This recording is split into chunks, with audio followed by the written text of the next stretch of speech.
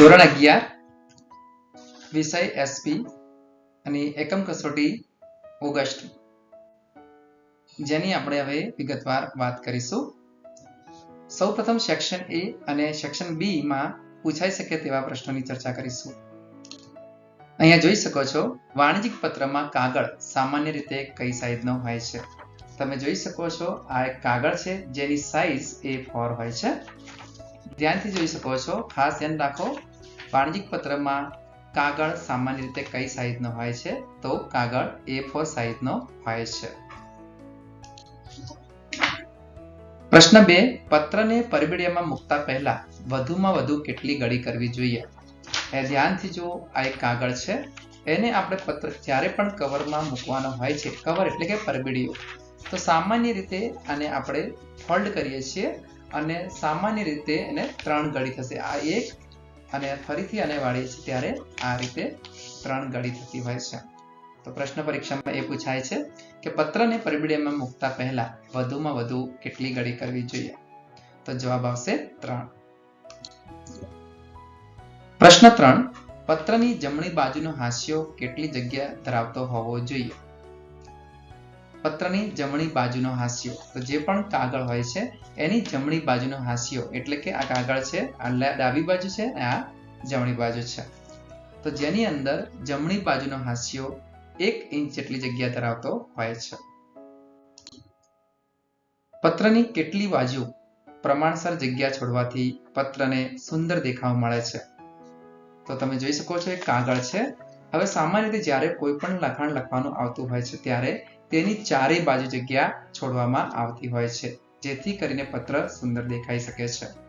તો ધ્યાન રાખો, પત્રની ચારેય બાજુ પ્રમાણસર જગ્યા છોડવાથી પત્રને સુંદર દેખાવ મળે છે. પ્રશ્ન 6 છે, વાણિજ્યિક પત્રોમાં નિયમિતપણે સમાવતા ભાગો કેટલા છે? તો જવાબ આવશે 7. ખાસ ધ્યાન રાખજો, સમાવતા ભાગો 7 છે.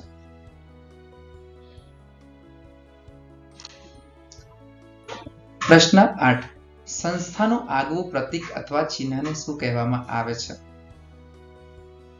તો મોટે ભાગે તમે જોઈ શકો છો, કોઈ પણ લેટર પેડ હોય છે તેની જમણી બાજુ અથવા ડાબી બાજુ એક ચિહ્ન હોય છે. જે પણ કોઈ સંસ્થા કે પેઢી હોય છે તે પોતાનો એક સિમ્બોલ રાખતો હોય છે, જેને સંસ્થાનો લોગો કહેવામાં આવતો હોય છે. તો ખાસ ધ્યાન રાખો, સંસ્થાનું આગવું પ્રતીક અથવા ચિહ્નને સંસ્થાનો લોગો કહેવામાં આવે છે. પ્રશ્ન 8, કાર્બન કોપી ની નોંધણી ગુજરાતીમાં બીજા કયા શબ્દોમાંથી લખાય છે? કાર્બન કોપીની વાત કરી છે, જેને ગુજરાતીમાં લખવાની વાત કરી છે, તો નકલ રવાના પ્રતિ. ખાસ ધ્યાન રાખજો. A4 સાઈઝના કાગળનું માપ ઇંચમાં જણાવો. મહત્વનો પ્રશ્ન છે, ખૂબ જ ખાસ ધ્યાન રાખો. 8.3 ગુણ્યા 11.7 આ A4 કાગળની સાઈઝનું માપ છે. ઘણીવાર સ્પર્ધાત્મક પરીક્ષાઓમાં પણ આ પ્રશ્ન પૂછાતો હોય છે. પ્રશ્ન 10, નોંધણીનું પ્રમાણપત્ર કોણ આપી શકે છે? તો ખાસ ધ્યાન રાખજો, નોંધણીનું પ્રમાણપત્ર કંપની રજિસ્ટ્રાર આપી શકે છે.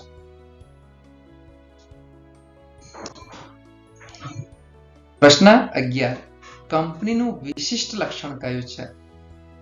તો આપણે અગાઉ વાત કરી ચૂક્યા છીએ, સ્વતંત્ર વ્યક્તિત્વ એ કંપનીનું વિશિષ્ટ લક્ષણ છે.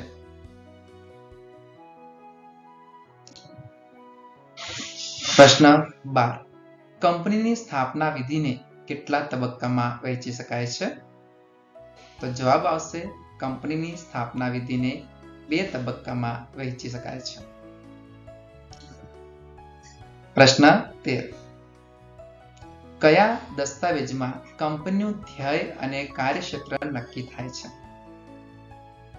તો આવેદનપત્રમાં કંપનીનું ધ્યેય અને કાર્યક્ષેત્ર નક્કી થાય છે.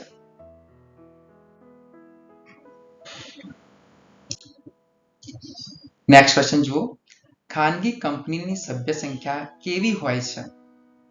અહીંયા પ્રશ્ન પૂછ્યો છે, ખાનગી કંપનીની સભ્ય સંખ્યાની વાત કરી છે, તો તેની સંખ્યા મર્યાદિત હોય છે.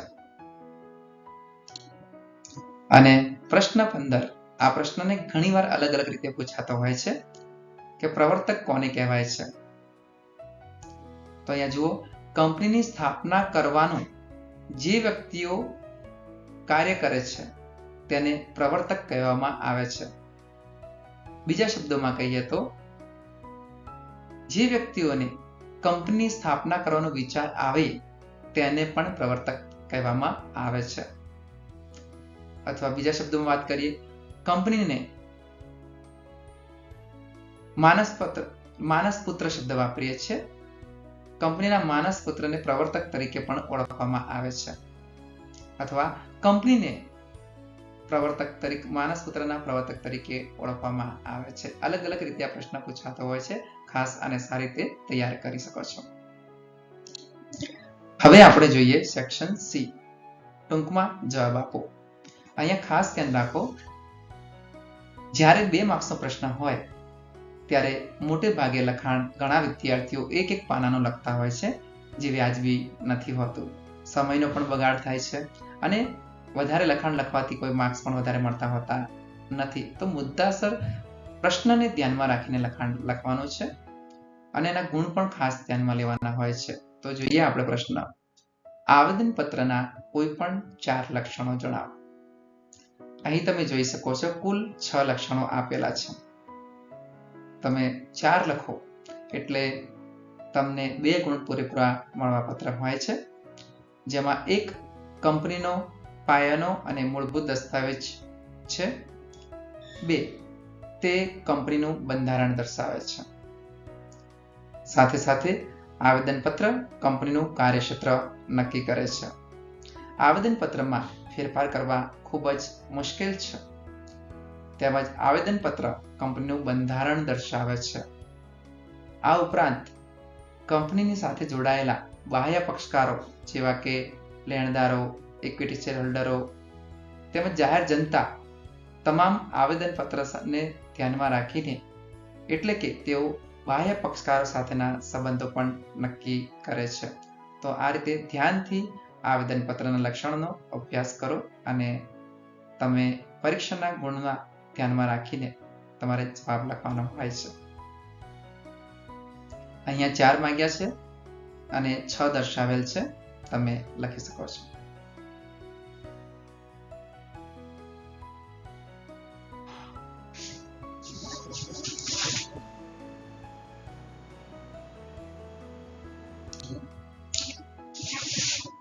આવેદનપત્રની નામની કલમ વિશે જણાવો.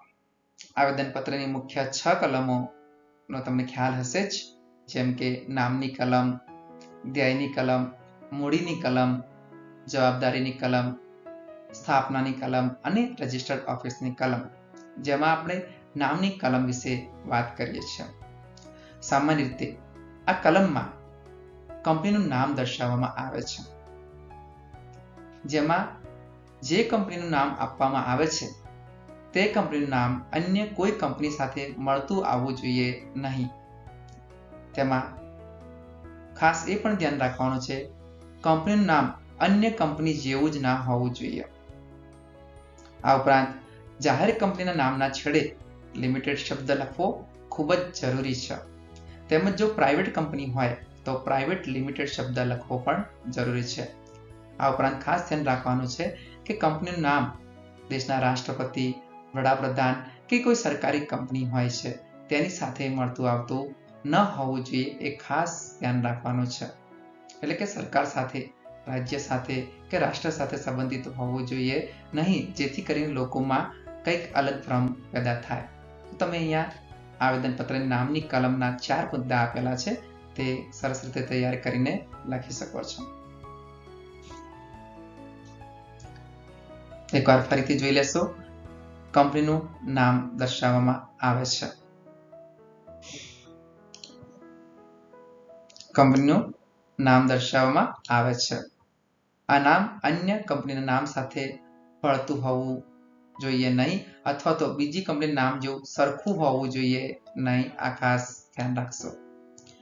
જાહેર કંપનીના નામને છેડે લિમિટેડ શબ્દ લખવો ફરજિયાત છે.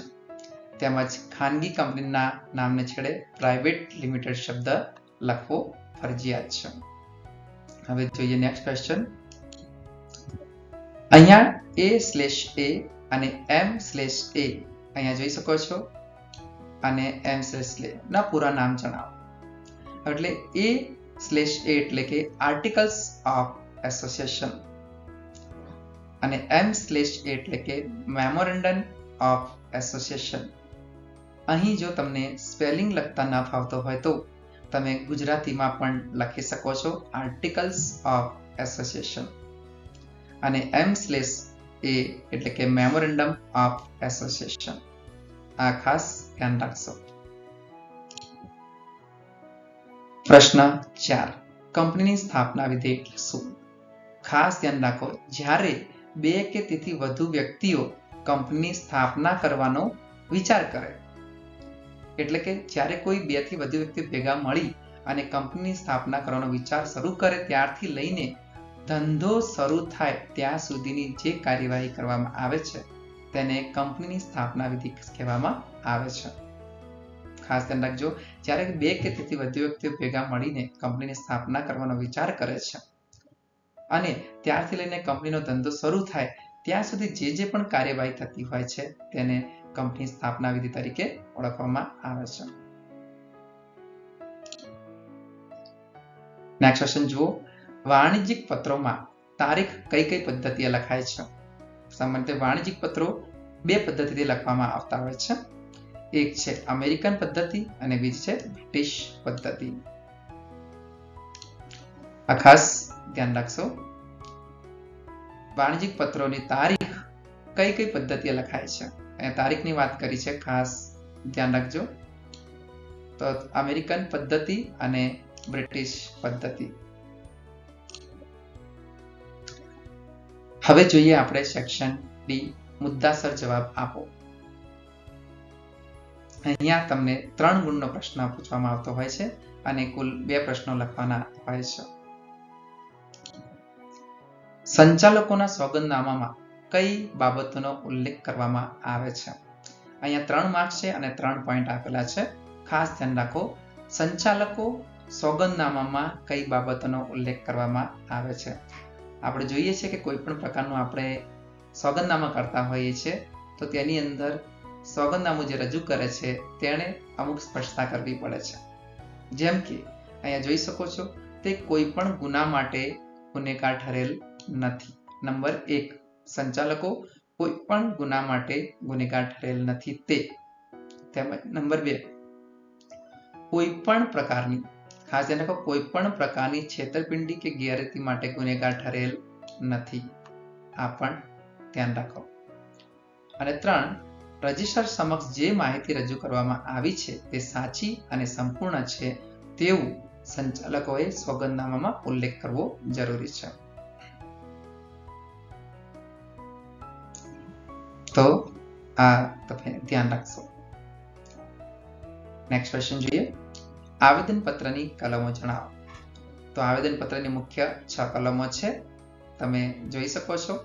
નામની કલમ, ધ્યેયની કલમ, મૂડીની કલમ, જવાબદારીની કલમ, સ્થાપનાની કલમ અને રજિસ્ટર ઓફિસની કલમ. તો આ આવેદનપત્રની કલમોનો પણ ખાસ અભ્યાસ કરો. 3 ગુણનો પ્રશ્ન આપેલો હોય તો તમારે 6 કલમો જણાવવાની છે, તેના વિશે વિગત લખવાની નથી. અથવા તો તમે 3 કલમ લખીને 3 કલમ વિશે ટૂંકમાં લખાણ પણ આપી શકો છો. તો આ ખાસ ધ્યાન રાખશો. અહીં પૂરા નામ આપવાની વાત કરી છે. આ એક વાક્યના પ્રશ્નમાં પૂછાઈ શકતા હોય છે. ખૂબ જ મહત્વના 8 છે. સૌપ્રથમ જોઈ લો છો ડોક્ટર, DR એટલે કે ડોક્ટર. અહીંયા PRIN લખેલું છે એટલે કે પ્રિન્સિપલ. COL લખેલું છે. અહીંયા ધ્યાન રાખજો, અહીંયા વાંચવામાં કર્નલ શબ્દ લખવામાં આવે છે. અહીંયા કોલોનેલ શબ્દ તમે વાંચશો પણ હકીકતમાં એને કર્નલ શબ્દ તરીકે આપણે જાણીશું. CC જેને અંગ્રેજીમાં કાર્બન કોપી 2, આપણે અગાઉ વાત કરી ગુજરાતીમાં નકલ રવાના પ્રતિ અને અંગ્રેજીમાં કાર્બન કોપી 2. આ પણ ખાસ ધ્યાન રાખો, પરીક્ષામાં પ્રશ્ન પૂછાઈ શકતો હોય છે. તાક એટલે શું? તો કે તાજા કલમ. નેક્સ્ટ, પ્રોફ એટલે કે પ્રોફેસર. કેપ્ટ એટલે કે કેપ્ટન. કેપ્શન લખશો નહીં, ખાસ સ્પેલિંગ જોઈ લેજો. કેપ્ટ નો મતલબ થાય છે કેપ્શન. કેપ્ટન. ઓકે, ફરીથી એકવાર, કેપ્ટ મતલબ કેપ્ટન અને CDR લખેલું છે એટલે કે કમાન્ડર. આર્મી, નેવી જેની અંદર આ શબ્દ મોટો ભાગે વપરાતા હોય છે.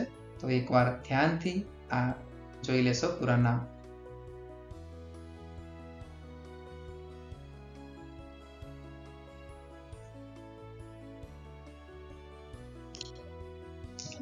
હવે સેક્શન E, વિસ્તારપૂર્વક જવાબ આપો. તો પ્રશ્ન 1 જુઓ. પત્રના બાહ્ય દેખાવને આકર્ષક બનાવનારી બાબતો જણાવી સમજૂતી આપો. અહીંયા 5 માર્કનો પ્રશ્ન છે, ખાસ ધ્યાન રાખજો. આ 5 માર્કના પ્રશ્નની અંદર તમારે 5 મુદ્દા લખવાના છે અને તેના વિશે સરસ રીતે તમારે પ્રશ્ન લખવાનો હોય છે. તો અહીંયા પત્રના બાહ્ય દેખાવને આકર્ષક બનાવનારી બાબતો. એક બીજી પણ ખાસ બાબત ધ્યાન રાખજો, ઘણીવાર પ્રશ્ન કાગળની પસંદગી વિશે પૂછે તો તેમાં 3 બાબતો મહત્વની છે, એના વિશે લખવાનું હોય છે. પણ અહીંયા પ્રશ્ન એવો છે, પત્રના બાહ્ય દેખાવને આકર્ષક બનાવનારી બાબતો જણાવી સમજૂતી આપો. તો અહીંયા જો સૌથી પહેલું છે કાગળની પસંદગી. કાગળની પસંદગી કર્યા પછી ટાઈપિંગ, તો પછી હાંસિયો, ગળી કે સળ, પરબીડિયું અને પરબીડિયા પરનું લખાણ. આ રીતે તમારે આ પ્રશ્ન વિશે ચર્ચા કરવાની છે. અને અગાઉ આપણે વાત કરી ચૂક્યા છીએ કંપનીની સ્થાપના વિધિ. અહીંયા સ્થાપના પહેલાના તબક્કાની વાત કરી છે, સ્થાપના પછી નથી. સ્થાપના પહેલાના તબક્કામાં કઈ કઈ બાબતોનો સમાવેશ કરવામાં આવે છે? આ બહુ સરસ પ્રશ્ન છે, તમે સારી રીતે તૈયાર કરીને લખી શકો છો. સૌપ્રથમ ધંધાની સ્થાપનાનો વિચાર આવતો હોય છે. વિચાર આવ્યા પછી તેની પ્રાથમિક તપાસ કરવામાં આવતી હોય છે. પ્રાથમિક તપાસ થયા પછી આગળ વિગતવાર તપાસ કરવામાં આવશે. ચોથું છે સંસાધનની સગવડ અને પાંચમું છે નાણાકીય વ્યવસ્થા. જો આ પ્રશ્ન તૈયાર કરવું હોય તો તમે ખાસ ધ્યાન રાખો, અહીંયા તપાસ 2 શબ્દ આપેલો છે, અહીંયા વિચાર શબ્દ લખેલો છે. તો વિચાર તપાસ 2 રીતની છે, પ્રાથમિક તપાસ અને વિગતવાર તપાસ. અને પછી વ્યવસ્થા કરવાની વાત છે, સગવડ અને વ્યવસ્થા એકબીજા સાથે મળતા આવતા હોય છે. તો આ રીતે આ પ્રશ્નને પણ ખૂબ જ ટૂંક સમયમાં સારી રીતે તમે પરીક્ષામાં પ્રશ્ન લખી શકો છો. તો આ રીતે આપણે વાત કરી છે એકમ કસોટીની, જેની અંદર પ્રકરણ 3 અને 4 વિભાગ A અને વિભાગ B પ્રકરણ 3 અને 4 ના પ્રશ્નોની વિગતવાર ખૂબ જ ઝડપથી ટૂંકમાં ચર્ચા કરી છે. ખૂબ જ સારી રીતે તમે તૈયાર કરો એવી તમામ વિદ્યાર્થીઓને શુભેચ્છા. All the best. Thank you.